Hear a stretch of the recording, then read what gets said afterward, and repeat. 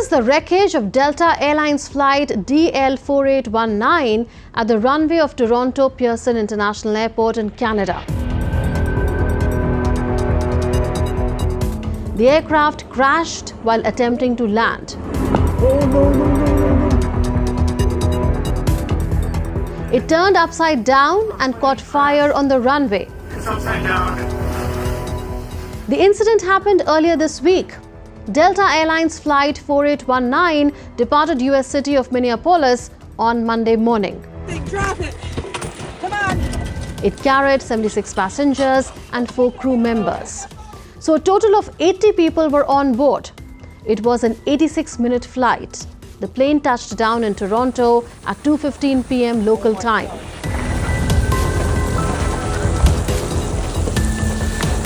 As it landed, the plane skidded along the runway and caught fire. It slid for some distance and then flipped over and stopped upside down. In the process, it lost its tail and one wing. Passengers were hanging upside down, held in place only by their seat belts. Emergency teams rushed to the crash site.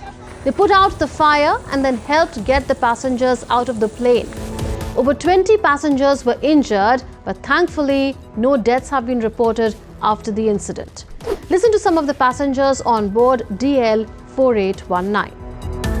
As we made our descent and made touchdown, it was just a very forceful event where all of a sudden everything just kind of went sideways. And then next thing I know is kind of a blink and I'm upside down, still strapped in. To me, it didn't feel like there was anything out of the ordinary, and there was no announcement. Pretty much just like hit the ground and then kind of like bounced. It almost felt like we were lifting off again, and we turned on our side, slid on our side for a little bit, and then ended upside down. Peter spoke about how passengers helped each other in stepping out of the plane. It was nice to see people working together, as in like no one held anyone back from like getting off the plane or like getting out of their seat or whatever. Like no one was like, I need to be first or like whatever, you know. Everyone kind of like, we got off the plane like pretty smoothly, it felt like. The plane that crashed was a CRJ-900 model twin-jet aircraft manufactured by Canadian aerospace company Bombardier. The flight was operated by Endeavour Air, a subsidiary of Delta Airlines. Delta Airlines is America's oldest operating airline.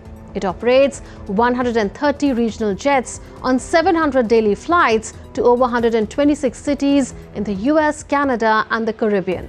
Now, Delta Airlines is the world's largest operator of CRJ-900 aircraft, which was involved in the crash. CRJ-900 aircraft have been in service for decades and are said to be designed to handle inclement weather. Now, it's not clear what went so drastically wrong when the plane touched down. Why did the plane overturn? And why did the plane lose its right wing? Experts believe the plane likely had a hard landing, touching down with one wheel first. This could have caused the landing gear to collapse, the wing to hit the runway, and the plane to roll over. Weather may have also played a big role. Strong wind gusts up to 65 kilometers per hour blew through heavy snow. The airport had been blanketed with 22 centimeters of snow over the weekend. Experts say the pilots were likely using a crab maneuver to fight these strong winds, turning the plane into them just before touchdown. A team of over 20 Canadian investigators are leading the probe into the crash. They sent black boxes of the plane for lab analysis. What we know so far is that this Bombardier CRJ-900 aircraft behind me, operated by Endeavour Airlines, was carrying 80 people. It was arriving at Pearson Airport from Minneapolis when it impacted the runway during landing. Following this initial impact, parts of the aircraft separated and a fire ensued. As you can see here, The fuselage came to rest slightly off the right side of the runway, upside down, facing the other direction. How did everyone survive the plane flipping upside down? Experts attributed it to the smart design of the plane. First, the plane's body stayed intact. Experts say the wings detached as designed, preventing the main cabin from ripping apart. Planes are also built to cushion passengers during crashes. And of course, seat belts are crucial. They prevent people from being thrown around.